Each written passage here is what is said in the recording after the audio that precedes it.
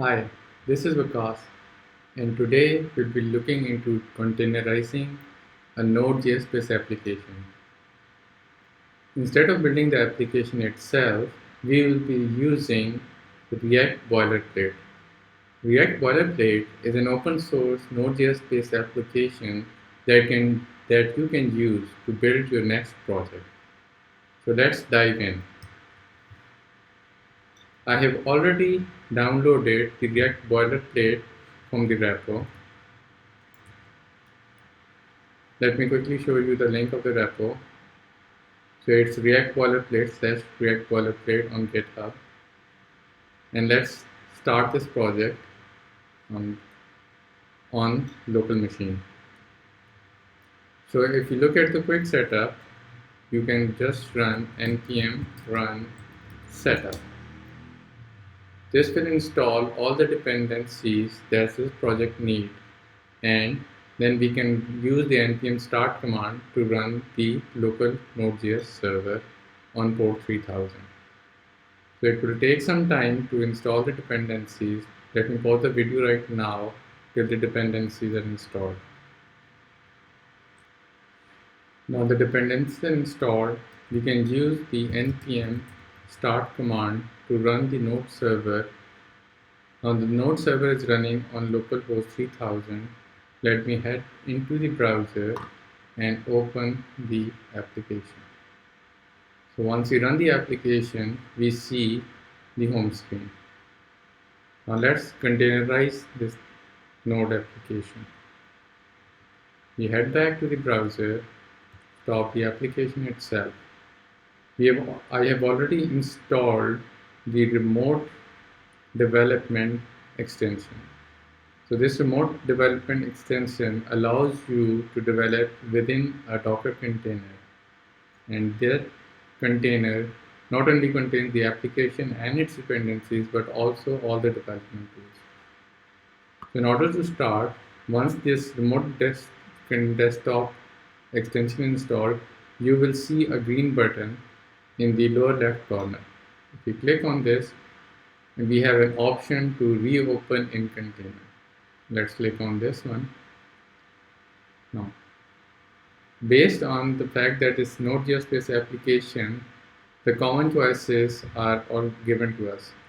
We can run a Node.js based application, or if we are running a database server, we can use Node.js and MongoDB. Since we are developing the front end, we only need Node.js.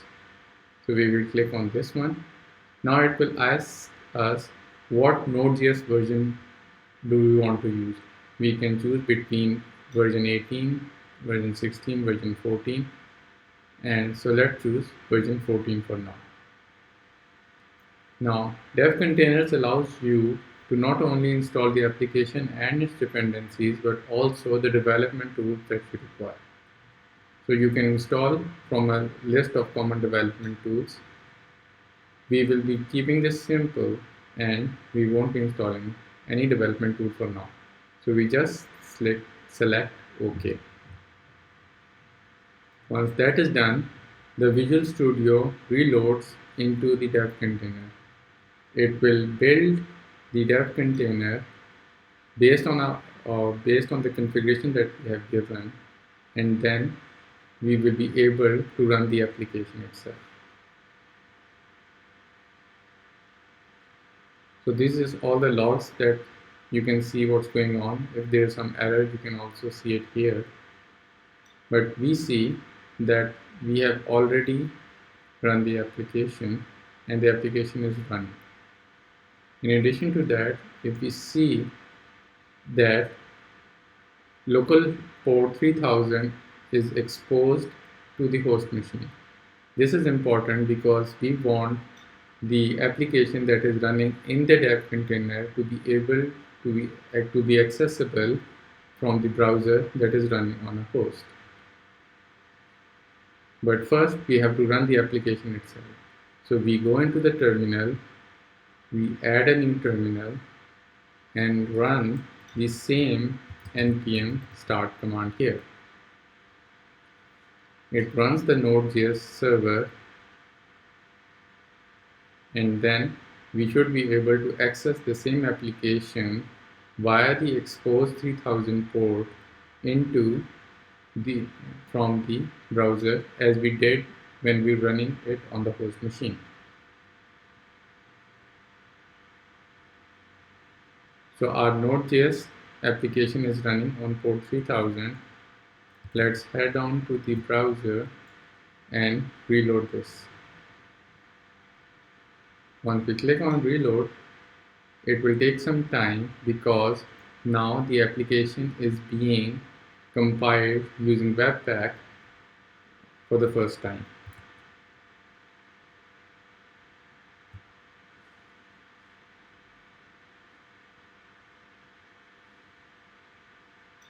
So now the application is being compiled.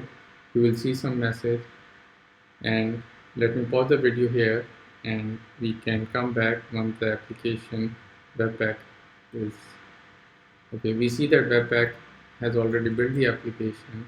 We head back to the browser and now we can see the same application, but this time the application is running within the dev container. That's all for this video. I hope you liked it. Thank you.